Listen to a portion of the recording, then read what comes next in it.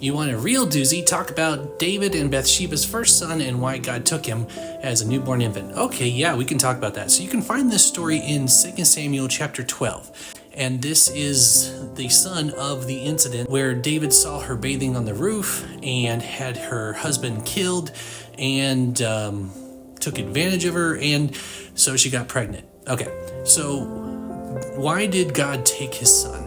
So the Lord has called out David's sin through the prophet Nathan, and David is acknowledging his own guilt here. So we pick up in verse 13 and it says, David said to Nathan, I have sinned against the Lord. And Nathan said to David, the Lord has put away your sin, and you shall not die. Nevertheless, because by this deed you have utterly scorned the Lord, the child who is born to you shall die. So the real question is, why did God do this? Why did God make the child suffer because of David? Well, first off, what we have to keep in mind is that all children go to be with the Lord when they die. So he's really not any worse off. He got to skip the whole earth part. Good for him. Children were always seen as a blessing in the Bible. And God wanted to make it clear that there was not going to be any blessing that comes out of what David did.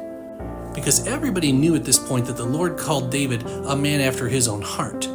So God has to make it clear that there are no exceptions for David. So while his next son of Bathsheba, Solomon, would take his place on the throne and would build the temple for the Lord, God had to make sure he knew that even though he was forgiven, the action has consequences.